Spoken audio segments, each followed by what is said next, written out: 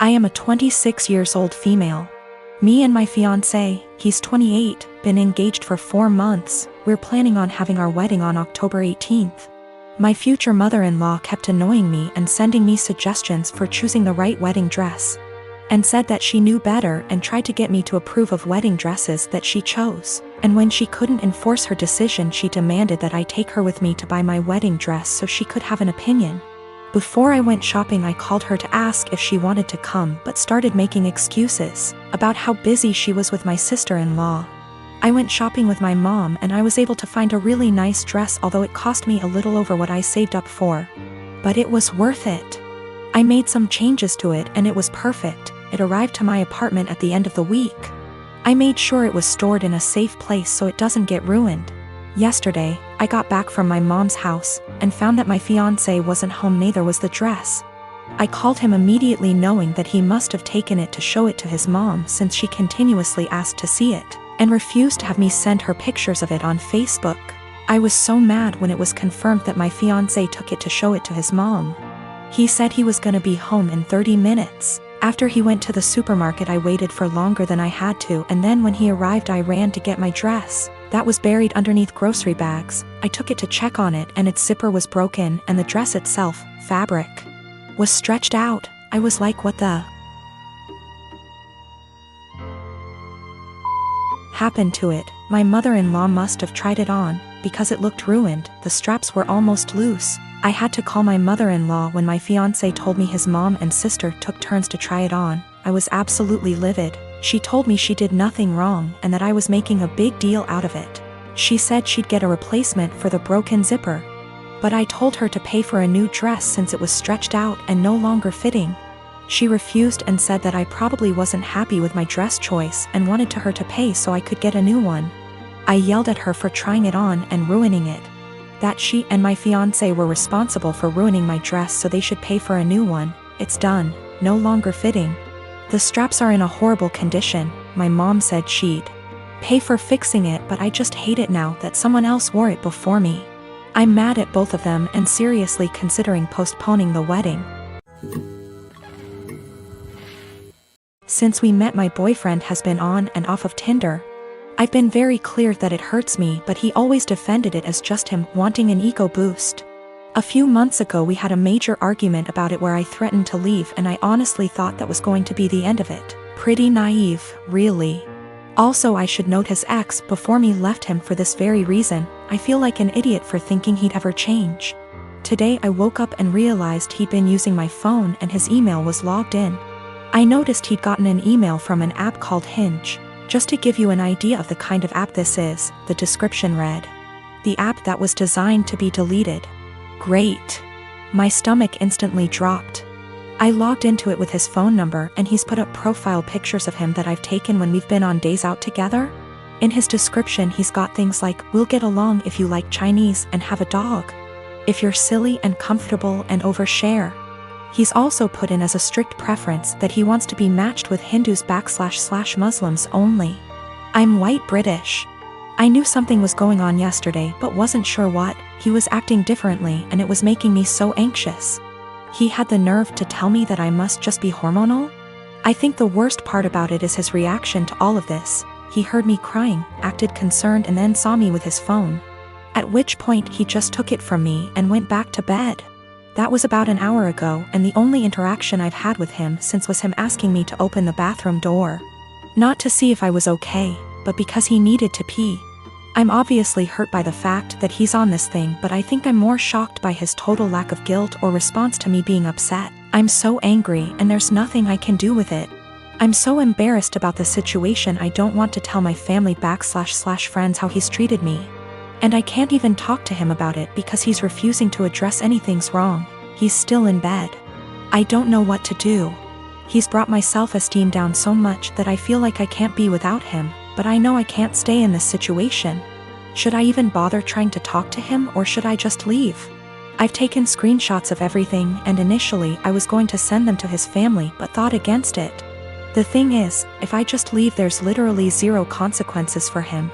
He gets what he wants. He gets the freedom to go on random dates with no guilt. It just seems so Unfair that I'm the one left heartbroken and he gets to party up. I got myself and my stuff together, packed it in my car and left. It felt impossible. There was a lot of stuff and I was a wreck, but I managed it in the end. Throughout the whole time, he was just in bed pretending to sleep, which made me angry more than anything. I felt like he couldn't care less. We'd been living together for 2 years, but fortunately, in September I decided to get my own student apartment. Obviously, I knew then that things weren't going well, and thank God I made that decision because now I have a place to stay. Whilst I was sat on the driveway in my car ready to leave, I got a text from him saying, "I'm not going to insult you by asking you to stay or to come back, but could you please leave the keys to the house?" I had already left them, but that last dig at me made me so mad and hurt. No apology, no goodbye, just leave the keys. I guess that's my closure. I'm sad that this shit show of a relationship has come to an end, angry that it happened the way it did, but funnily enough, I'm relieved. I can do what I want now and get on top of my self-esteem issues. I'm driving down to see my mom and the rest of the family tomorrow. I haven't seen them since Christmas and I absolutely cannot wait. The anger's still there, but I'm just going to get on with things. I absolutely cannot waste any more energy on that guy. My cousin turned 18 recently. She's in high school. She doesn't have a car, and during her birthday weekend, thought her parents were going to buy her one. They didn't get her one and she was pretty upset.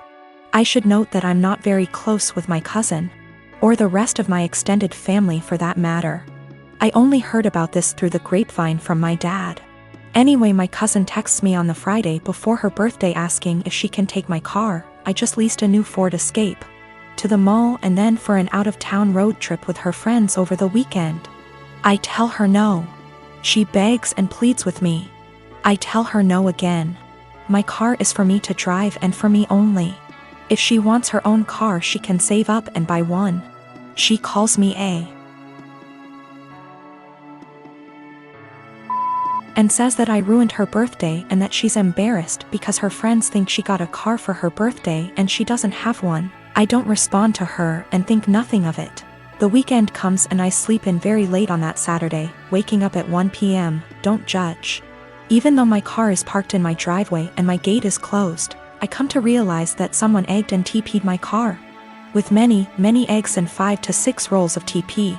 And since the weather was warm outside, the raw egg baked into my car, along with the dried up toilet paper, destroying the paint. Since I have security cameras around my house, I decide to go back and watch.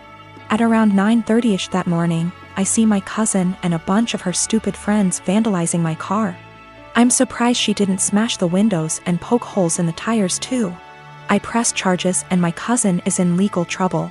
Her and her parents are pissed off at me for pressing charges, her parents telling me that she's just a kid. And that she's been through a lot of emotional stress doing virtual schooling for this past year and that I should take that into consideration. And that I should be ashamed of myself for pressing legal charges against my baby cousin. That I'm almost 30 and don't I remember what I was like at that age? I do remember, and I wasn't stupid enough to egg anyone's car. And can't she work something out with me like doing chores around my house for money if I drop the charges, that she's young?